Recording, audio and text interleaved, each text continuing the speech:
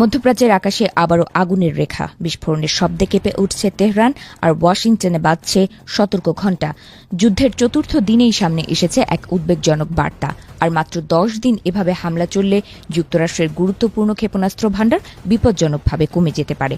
কাতার ভিত্তিক সংবাদ মাধ্যম আল জাজিরার এক প্রতিবেদনে দাবি করা হয়েছে, মার্কিন প্রতিরক্ষা দপ্তর পেন্টাগন প্রেসিডেন্ট ডোনাল্ড ট্রাম্পকে জানিয়েছে যে দীর্ঘস্থায়ী সংঘাত যুক্তরাষ্ট্রের জন্য বড় ঝুঁকি তৈরি করতে পারে। বিশেষ করে উন্নত মানের ইন্টারসেপ্টর ও নির্ভুল ক্ষেপণাস্ত্রের মজুদ দ্রুত ফুরিয়ে যাওয়ার আশঙ্কা রয়েছে।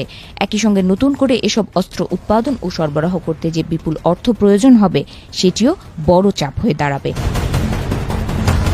তবে ট্রাম্প সামাজিক যোগাযোগ মাধ্যমে পাল্টা দাবি করেছেন, যুক্তরাষ্ট্রের গোলাবারুদের ভাণ্ডার ভার্চুয়ালি আনলিমিটেড এবং এই মজুদ দিয়েই দীর্ঘদিন যুদ্ধ চালানো সম্ভব। তার এই বক্তব্যের মধ্যেই সামনে এসেছে ভিন্ন চিত্র। বিশ্লেষকদের মতে সবচেয়ে বেশি চাপ পড়তে পারে terminal high altitude area defence third ব্যবস্থার ওপর। এই ক্ষেপণাস্ত্র প্রতিরক্ষা ব্যবস্থা মূলত শত্রুপক্ষের ব্যালিস্টিক মিসাইল মাঝ আকাশে ধ্বংস করার জন্য তৈরি। গত বছরের সংঘাতে যুক্তরাষ্ট্র প্রায় 150টি থার্ড ইন্টারসেপ্টর ব্যবহার করেছিল, যা মোট মজুতের প্রায় 25%। এছাড়া জাহাজ ভিত্তিক স্ট্যান্ডার্ড মিসাইল 3 এর ভাণ্ডারও কমে এসেছে বলে মার্কিন গণমাধ্যমের প্রতিবেদন। আরেকটি গুরুত্বপূর্ণ অস্ত্র হচ্ছে জয়েন্ট ডিরেক্ট অ্যাটাক